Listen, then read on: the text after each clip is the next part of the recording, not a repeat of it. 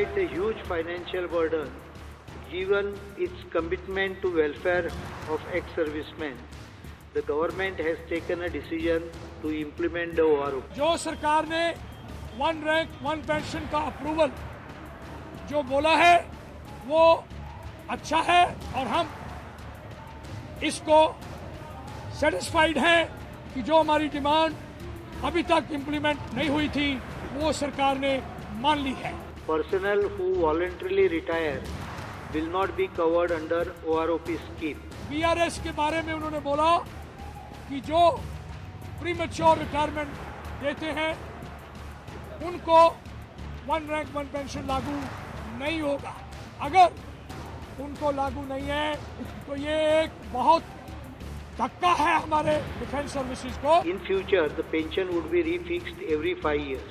जैसे जैसे दर बदली होगी ऑटोमेटिकली उसी वक्त वो दर सारे पिछले वालों को पास कर दी जाएगी. इसलिए हम ये 5 साल का टाइम है उसको भी टोटली रिजेक्ट करते हैं. It has also been decided that one member judicial committee would be constituted which will give its report in 6 months. जो उन्होंने वन मेंबर जुडिशियल कमीशन ये इक्वलाइजेशन के लिए बनाया है उसका 1 मेंबर और 6 महीने उसको हम टोटली रिजेक्ट करते हैं.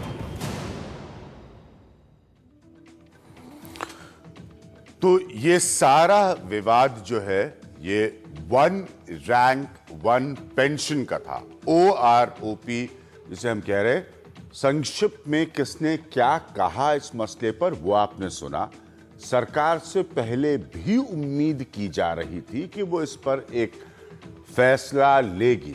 अब सवाल जिस पर हम आज चर्चा करेंगे वो ये है कि लंबी खींचतान के बाद सरकार ने फैसला लिया है लेकिन पूरी तरह वो संतुष्टि भरा फैसला नहीं माना जा रहा है. सबसे पहले आप ये रिपोर्ट देखिए फिर मैं अपने खास पैनल से आपको मिलवाऊंगा और इस बातचीत को इस चर्चा को हम आगे लेकर जाएंगे. वन रैंक वन पेंशन के ऐलान से कुछ देर पहले जंतर मंतर पर मौजूद पूर्व सैनिकों में जोश दिखा. लेकिन रक्षा मंत्री मनोहर पर्रिकर के ऐलान के बाद खामोशी पसरी थी. पूर्व सैनिकों के नुमाइंदों से मुलाकात के कुछ देर बाद पर्रिकर ने वन रैंक वन पेंशन का ऐलान कर दिया.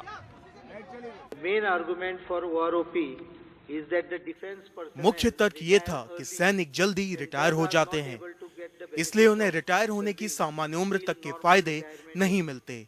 खर्च के भारी बोझ के बावजूद हमारी सरकार ने पूर्व सैनिकों के लिए वन रैंक वन पेंशन लागू कर दिया है. The government has taken a decision to implement the OROP. VRS लेने वालों को वन रैंक वन पेंशन का फायदा नहीं मिलेगा लेकिन सेवा के दौरान विकलांग हुए सैनिकों और स्वास्थ्य संबंधी वजहों से फौज छोड़ने वालों को फायदा मिलेगा. Personnel who voluntarily retire VRS लेने वाले सैनिकों को वन रैंक वन पेंशन का फायदा नहीं मिलेगा. हालांकि युद्ध में घायल होने वाले सैनिक इससे अलग होंगे. पूर्व सैनिकों ने वन रैंक वन पेंशन के ऐलान का स्वागत तो किया है लेकिन वो इससे पूरी तरह से संतुष्ट नहीं हैं. उनका कहना है कि उनकी सिर्फ एक मांग मानी गई और 6 ठुकरा दी गई. BRS के बारे में उन्होंने बोला कि जो प्रीमेच्योर रिटायरमेंट देते हैं उनको वन रैंक वन पेंशन लागू नहीं होगा. अगर उनको लागू नहीं है तो ये एक बहुत धक्का है हमारे डिफेंस सर्विसेज को. ये कोई मतलब नहीं है. डिफेंस सर्विसेज को ये लागू नहीं होना चाहिए और हमको ये मंजूर नहीं है. लेकिन सरकार कह रही है कि उसने जो वादा किया उसे पूरा किया. बिहार चुनाव का ऐलान बिल्कुल सर पर है इसलिए सरकार को अपनी ओर से घोषणा करनी ही करनी थी. इसलिए उसके प्रस्ताव पूर्व सैनिकों को मंजूर हो या ना हो सरकार अब कह सकती है कि उसने वन रैंक वन पेंशन को लागू कर दिया. नई दिल्ली में कैमरामैन धनपाल के साथ राजीव रंजन, NDTV इंडिया. इस पर बात करने के लिए हमारे साथ यहाँ पर स्टूडियो में ब्रिगेडियर शमशेर सिंह जी हैं जो कि AVS में हैं. मेरे साथ कर्नल CS बंसल हैं जो कि मेंबर हैं इंडियन एक्स सर्विसमैन मूवमेंट के जनरल वीपी मलिक हैं, रिटायर्ड, आप सब जानते हैं उन्हें। अनिल जैन हैं जो कि जनरल सेक्रेटरी हैं भारतीय जनता पार्टी के, उसके एक सीनियर लीडर हैं। दो बातें मैं लगातार इस स्टोरी को आज देख रहा था, दो बातें बहुत स्पष्ट है कि एक समय था चूंकि घोषणा की उम्मीद की जा रही थी, तो जैसा कि हमारी रिपोर्ट भी कह रही थी कि फौजियों में एक जोश था, लेकिन बाद में वो वैसा नहीं नजर आया।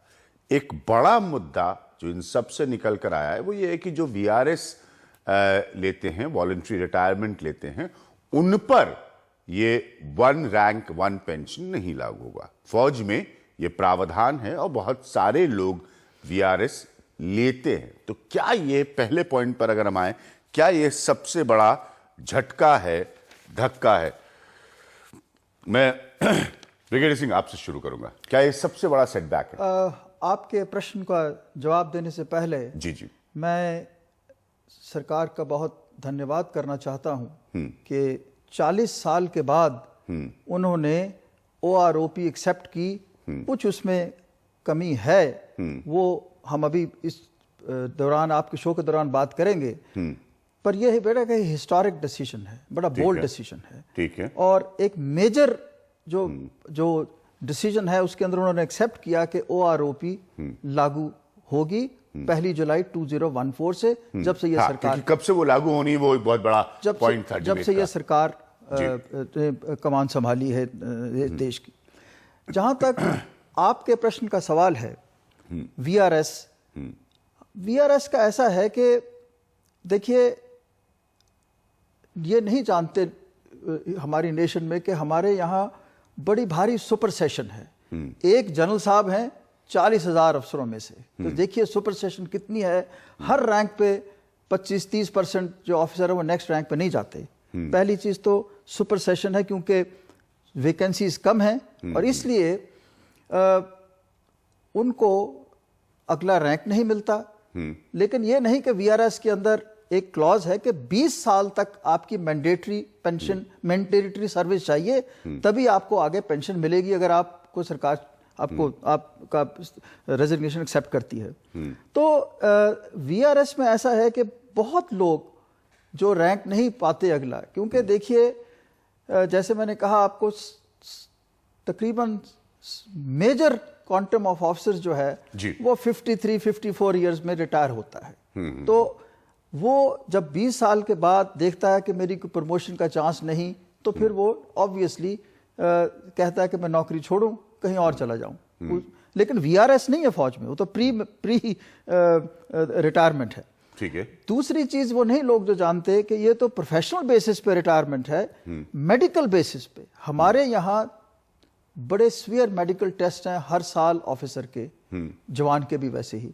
अगर वो मेडिकली फिट नहीं है और उसके अंदर 40, 45, 50 साल की उम्र में जाकर के, तो कई चीजें, कई एलिमेंट्स हो सकती है, सिविल में तो नॉर्मल है हमारे यहाँ। तो इसलिए ये टाइम से पहले नौकरी छोड़ना बहुत स्वाभाविक है इंडियन आर्म फोर्सेस में। ठीक है। तो आप कह रहे हैं कि वीआरएस को अगर नहीं इसमें शामिल किया गया तो आप उससे सरप्राइज नहीं है, या आपको उससे कोई एतराज नहीं है? एतराज इस तरह से है कि अगर उसने 20 साल की नौकरी की है, जैसे ऑफिसर के लिए 20 साल की मैंडेटरी सर्विस है, उसके बाद उसको पेंशन मिलती है, तो जो भी उसको पेंशन मिलती है उसको फिर आगे उसका जैसे जैसे उस लेंथ ऑफ सर्विस के लिए या उस रैंक पे जिस पे वो रिटायर हुआ है, वो पेंशन तो बढ़नी चाहिए। ठीक है, वो पेंशन बढ़नी चाहिए। ठीक है, आपने पॉइंट रखा। कर्नल बल्सर, उसके बाद मैं जनरल मालिक के पास आऊंगा। आप लोगों को क्या लगता है सबसे बड़ा झटका, सेटबैक वीआरएस पर ही है? नहीं जी, दो है झटके। एक तो है वीआरएस और एक है एवरी 5 इयर्स में वो जो पेंशन को रिव्यू करेंगे। ठीक है। एवरी 5 इयर्स क्यों है मेरे को समझ नहीं आता, क्योंकि आप लोग 2 साल चाहते थे कि कम से कम 2 साल का समय है, 2 साल के लिए इसको रिव्यू किया जाए। ठीक है, हुए थे। और इसके लिए कोई वो सुपर कंप्यूटर की जरूरत नहीं है सरकार के पास। जब इंडिया में, हिंदुस्तान में हजारों लाखों बैंक की ब्रांचेस हैं, करोड़ों अकाउंट्स हैं, जब वो लोग डेली बेसिस पे इंटरेस्ट कैलकुलेट कर सकते हैं और ना डेली अकाउंट बैलेंस, देन इसके लिए कोई वो सुपर कंप्यूटर की जरूरत नहीं, जैसे मैंने कहा। तो 2 साल में उनको ठीक है, तो करना आपके चाहिए। आपके हिसाब से 5 साल का रिव्यू का समय बहुत ज्यादा लंबा है, बहुत ज्यादा। 2 साल होना चाहिए, क्योंकि वीआरएस के पॉइंट पर भी उन्होंने ये कहा कि उसके सर्विस को देखकर आप उसको वो पेंशन बढ़ाइए। मैं जनरल मलिक को यहां पर लाऊंगा। सर, 2 पॉइंट जो अभी तक नजर आ रहे हैं, एक ये रिव्यू का मसला कि ये समय 2 साल नहीं 5 साल होना चाहिए, और वीआरएस पर ये ओआरओपी नहीं लागू होना, ये लोग उसको एक सेटबैक, एक झटका मानते हैं।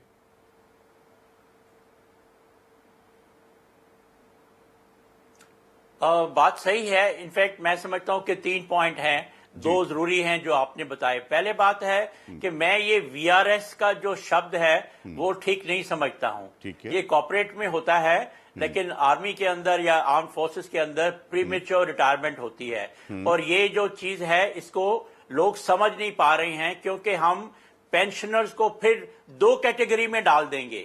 जैसे कि आपको पहले बता रहे थे कि अगर आदमी को ऊपर जाने का मौका नहीं मिलता है तो वो फिर रिटायरमेंट, प्रीमेच्योर रिटायरमेंट लेता है ताकि वो कहीं बाहर जा। अब उसका ये कसूर तो नहीं है, ये तो हमारा स्ट्रक्चर ऐसा बना हुआ है कि हर एक आदमी जनरल नहीं बन सकता। तो अगर हम 2 कैटेगरी, नहीं तो 2 कैटेगरी बन जाएंगी। जो पहले रिटायर हो गए हैं तो उनके लिए तो वीआरएस एप्लीकेबल, सॉरी, उनके लिए तो ओआरओपी एप्लीकेबल है, और जो बाद में रिटायर होंगे तो उनके लिए ओआरओपी लागू नहीं है। तो ये 2 कैटेगरीज कैसे बन सकती हैं?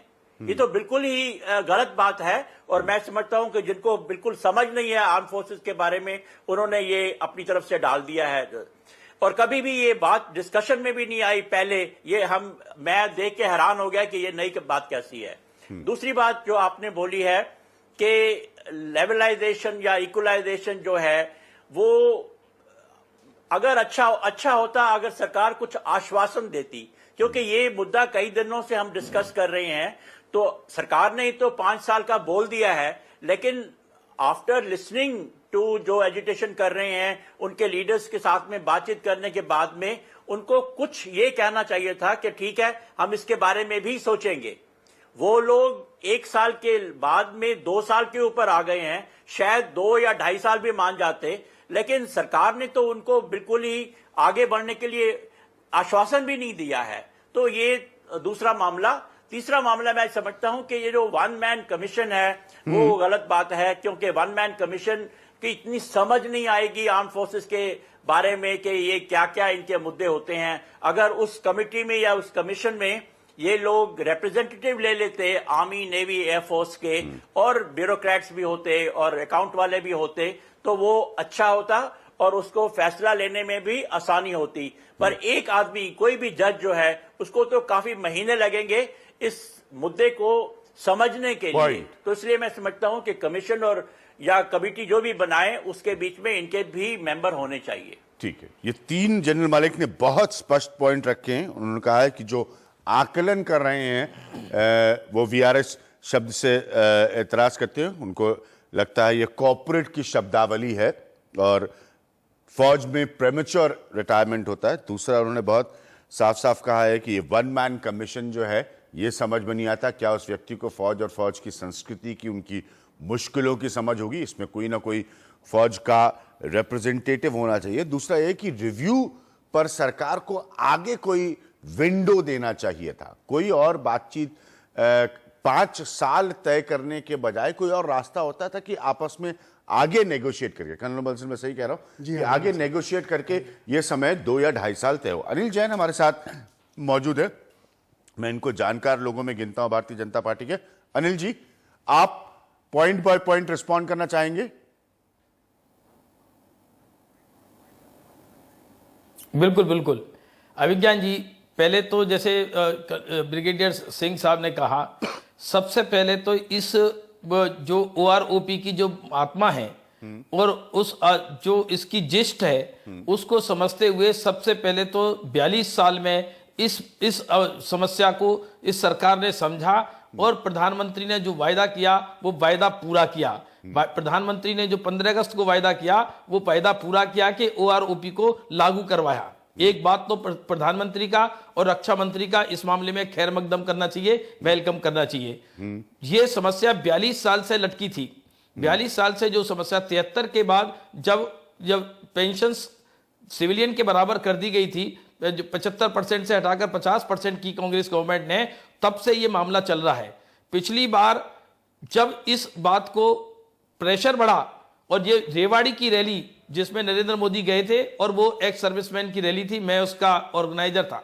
उस रैली में जब नरेंद्र भाई ने इस बात की घोषणा की कि हम OROP लाएंगे, तब उसके बाद हड़बड़ी में कांग्रेस सरकार ने, दी देन फाइनेंस मिनिस्टर और डिफेंस मिनिस्टर, उन्होंने 500 करोड़ की एक मजाकिया राशि OROP के लिए निर्धारित की और कह दिया कि हमने OROP मान ली और OROP लागू करने की बात कही है। और आज कांग्रेस के एक प्रवक्ता ने इतना भोंडा मजाक किया है इस बात पर कि वो कहते हैं कि ये निराशाजनक है। उनको तो कोई मुंह ही नहीं है इस बात को कहने का कि ये बात वो जब 40 साल में लाए नहीं, जब लाए तब 500 करोड़ सैंक्शन किया मजाक बनाने के लिए, सैनिकों के सम्मान पर ठेस पहुंचाने के लिए, और कहते हैं कि ये सरकार सम्मान नहीं कर रही। दूसरी बात, जब इस सरकार ने 500 करोड़ नहीं, जो कोश्यारी कमेटी में 1300 करोड़ की बात जिक्र था और उसमें 1065 करोड़ का पहले से प्रावधान था, 235 करोड़ और जोड़ दिए जाते तो ये OROP लागू हो जाता, ऐसा कहा गया, लेकिन वो सही नहीं था। हमारी सरकार ने इस OROP की पूरी भावना समझी। इस पे जो खर्चा आएगा वो 8,000 से लेकर 10,000 करोड़ तक का खर्चा आएगा और वो प्रतिवर्ष आएगा, वो प्रतिवर्ष एक्सचेकर पर खर्चा आएगा। और उसमें जो 5 साल का प्रावधान है, उस 5 साल के प्रावधान में ये नहीं कि 5 साल बाद रिव्यू करेंगे, तो पिछले जो 5 साल हैं उनका एवरेज लेंगे और एवरेज में अगर किसी की पेंशन एवरेज से कम आती है तो उसको कम नहीं मिलेगी, उसको एवरेज के बराबर मिलेगी। और किसी की पेंशन ऑटोमेटिकली ज्यादा आती है तो उसका प्रोटेक्शन होगा, उसको कम नहीं की जाएगी। ये बात भी आज स्पष्ट रूप से प्रोटेक्शन कैसे होगा, रक्षा मंत्री ने ये प्रोटेक्शन कैसे होगा, अगर जरा समझाइए, मैं समझ नहीं पा रहा हूं जी। आप इवन आउट एवरेज की बात कर रहे हैं, एक औसत निकालने की 5 साल के समय की, क्योंकि जनरल मलिक ने एक पॉइंट रखा कि आपने 5 साल को निर्धारित कर उस पर कोई बातचीत करने का भी दरवाजा नहीं खोला है। तो इसलिए हम पूछ रहे हैं कि आप ये प्रोटेक्शन कैसे करेंगे? नहीं देखिए, मैं ये बात सारे जनरल्स हैं, सब मिलिट्री के जानकार हैं, मैं तो मिलिट्री का जानकार नहीं हूं, लेकिन जो मैंने आज रक्षा मंत्री से स्वयं बात की और सारे मिलिट्री के जो एक्स सर्विसमैन हैं हमारे यहाँ, उनके साथ मैंने चर्चा की, तब ये बात निकल कर आई कि जो 5 साल का जो एवरेज आएगा, मानो हर साल हर दिन लोग रिटायर होंगे और हर दिन पेंशन रिवाइज होगी, ये तो पॉसिबल है नहीं, ये प्रैक्टिकल नहीं है, ये दुनिया में कहीं नहीं होता। हर साल भी रिवाइज होगी, ये भी दुनिया में कहीं नहीं होता। हर साल भी पेंशन रिवाइज होगी, ये भी दुनिया में कहीं नहीं होता। लेकिन क्योंकि इस पेंशन को रिवाइज करने का कारण क्या है? कारण यह है कि सैनिक जल्दी उम्र पर रिटायर होते हैं, जल्दी उम्र पर रिटायर होते हैं, तो इसका उनको खामियाजा नहीं होना चाहिए। बेसिकली जो लोग 58 और 60 साल पर रिटायर होते हैं उनको तो कोई ORP की बात नहीं करते, क्योंकि सैनिक जल्दी 40 पर रिटायर हो जाएंगे, 45 पर रिटायर हो जाएंगे, अधिकारी 53 पे 54 पर रिटायर हो जाएंगे। इसके कारण से उनको सेना में रहने का खामियाजा ना भुगतना पड़े, इसलिए OROP की बात आई है। आप जिस्ट आत्मा तो ये है ना, इसलिए क्योंकि वो पहले रिटायर होते हैं, तो पहले रिटायर होने वाले लोगों को और जो आज रिटायर हो रहा है और पिछले जो रिटायर हुए हैं उनकी पे बराबर हो जाए, इसके लिए तो 5 साल के पीरियड में जो पे में रिवीजन आएगा, जो 5 साल के बीच में जो लोग रिटायर हुए हैं उसका एवरेज लिया जाएगा। हर साल की बजाय 5 साल का एवरेज आएगा। इससे नुकसान उनका हर साल का भी इंक्रीमेंट होगा, लेकिन मिलेगा वो 5 साल पर, उस पर तय होगा। और उसमें क्या है कि कुछ लोग एवरेज से कम रह सकते हैं, तो ये कहा गया है कि एवरेज से किसी को भी कम नहीं रखा जाएगा, चाहे उनकी कैलकुलेशन में कम बनती हो। और जो लोग ज्यादा बनते हैं, मलिक ने 3 पॉइंट रखे थे, आप एक का उत्तर दे रहे हैं। जो लोग ज्यादा बनते हैं उनको ज्यादा दिया जाएगा। ठीक है, आप एक का उत्तर दे रहे हैं, मैं एक मिनट यहीं पर राय लेता हूं। एक का मैंने दूसरा मैं देता हूं। नहीं, एक मिनट, एक ही पॉइंट पर रहते ना अनिल जी, एक ही पॉइंट पर रहते। पहले इसका जवाब मैं ले लूं। कर्नल बंसल, ब्रिगेडियर सिंह, क्या आप संतुष्ट हैं जो अनिल जैन जवाब दे रहे हैं? अगर आप स्ट्रिक्टली मैं आप लोगों से समझना चाहता हूं, बिल्कुल जैसे अनिल जैन ने कहा, वैसे मैं भी कोई इस विषय का एक्सपर्ट नहीं हूं। जरूर आप संतुष्ट हैं? वो कह रहे जो सरल अरिथमेटिक वो समझा रहे हैं उसके हिसाब से कह रहे हैं कि भाई आपको साल 2 साल 3 साल 4 साल के रिव्यू के बजाय आपका एक औसत हम देख लेंगे 5 साल के पीरियड पर। अगर आप strictly one rank one pension की जो डेफिनेशन जो दी है कमेटी में पार्लियामेंट में 2011 में, उसके हिसाब से एक ही रैंक का अफसर और उसी लेंथ ऑफ सर्विस का अफसर जब भी वो रिटायर हुआ है और जो आगे ऑफिसर रिटायर हो रहे हैं उनकी पेंशन एट पैरिटी होगी ऑटोमेटिकली। मैं इंग्लिश में पढ़ के बताता हूं जो उसके अंदर लिखा है। 2 armed forces personnel in the same rank and equal length of service should get the same pension irrespective, and any future enhancement in rates of pension be automatically passed on to the past pensioners. This is the definition from that paper. Now, in that strict sense, if you revise it after 5 years, it does not qualify this statement. This statement. That's the basic thing, and that's why the ex-servicemen are agitating that they have. They used to say 5 साल ज्यादा वक्त ले रहे हैं। ज्यादा कहते थे, उन्होंने तो शुरू किया 1 year से, बाद में 2 years तक आ गए, तो गवर्नमेंट का जो है स्टांस वो रहा है 5 years। कर्नल जो पॉइंट ये रख रहे हैं, ये जो 5 साल का वक्त तो बहुत ही ज्यादा है। क्योंकि जो नहीं, जो अनिल जैन अपनी दलील बता रहे हैं, क्या आप उससे कन्विंस्ड हैं? ब्रिगेडियर सिंह नहीं कन्विंस्ड हैं, उन्होंने अपना कारण बताया। Absolutely not. Why is that? Because आप वो देखिए कि हमारे एक्स सर्विसमैन मूवमेंट में 98 साल की विडोज भी आई हैं, 98 साल के ऑफिसर्स भी आए हैं। अभी वो क्या 5 साल तक वेट करेंगे जब उनको औसत कैलकुलेट करके देंगे वो लोग? That is not possible. हम जो मांग रहे थे एवरी ईयर मांग रहे थे। मैं इसका जवाब मैं देना चाहता हूं अभी इसी समय। हाँ, जनरल मलिक का मैं कमेंट ले लूं, फिर आप अनिल जी जवाब दीजिए, बहुत इंपॉर्टेंट है ये। जनरल मलिक, जो अनिल जैन आर्ग्यूमेंट दे रहे हैं वो आपको कन्विंसिंग लग रहा है? नहीं, ठीक नहीं है वो। देखिए, एक और मुद्दा है उसके बीच में, एक और एंगल है इसके बीच में, और वो ये है कि इन 5 सालों में आप देखेंगे कि कुछ लोग जो जूनियर हैं उनको ज्यादा पेंशन मिलनी शुरू हो जाएगी। तो जो सीनियर जो पहले रिटायर हो गया उसकी पेंशन से ज्यादा उसको जो बाद में रिटायर हुआ उसको मिलनी हो जाएगी, चाहे वो 2 साल 3 साल या 4 साल के लिए। पर ये जो चीज है ये तो बिल्कुल अवॉइडेबल है, इसको अवॉइड करना चाहिए। तो ये जो 5 साल को हम इसलिए नहीं ये लड़के मान रहे हैं क्योंकि इसमें गैप ज्यादा है। 1 या 2 साल का तो वो मान जाएंगे, लेकिन अगर आपने 5 साल का गैप रखा तो बहुत लोग जो जूनियर हैं उनको पेंशन सीनियर से ज्यादा मिलनी शुरू हो जाएगी जब तक ये 5 साल के बाद में रिव्यू नहीं करते। ठीक है। हाँ अनिल जी, अब आप रिस्पॉन्ड करिए। हाँ अनिल जैन जी, मैं ये बता रहा हूं कि जनरल साहब की जो बात कही है 5 साल में ये नहीं कि 5 साल के बाद का जो पेंशन रिटायर होगा वो मिलेगा, ऐसा नहीं है।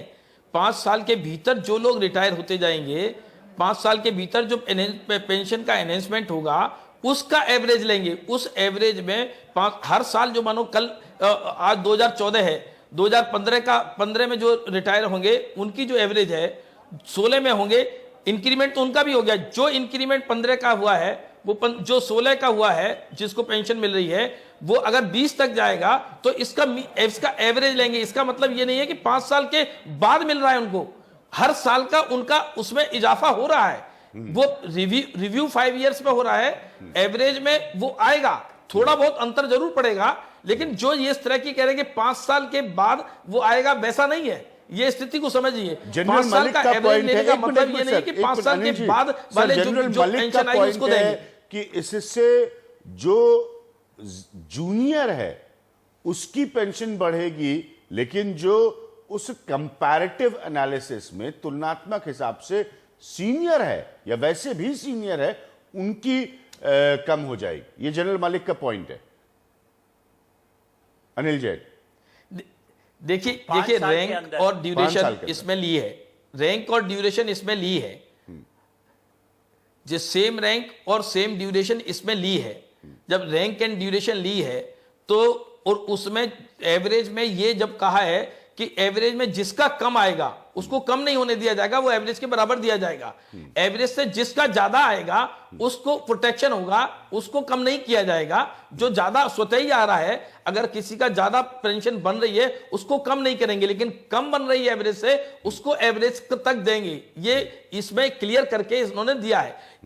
इस प्रकार से इसकी भावना समझिए। देखिए अभिज्ञान जी, सेना का सम्मान सर्वोपरि चीज है और सेना के सम्मान को देखते हुए इस सरकार ने ये OROP लिया है।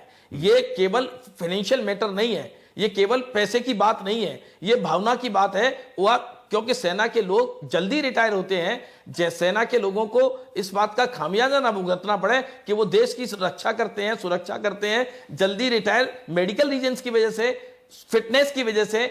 तो जो इसमें VRS का जो मामला है, जो इसमें जो मेडिकल रीजन से या फिटनेस की वजह से जो जल्दी रिटायर होंगे वो उनको पेंशन मिलेगी, वो OROP में रहेंगे।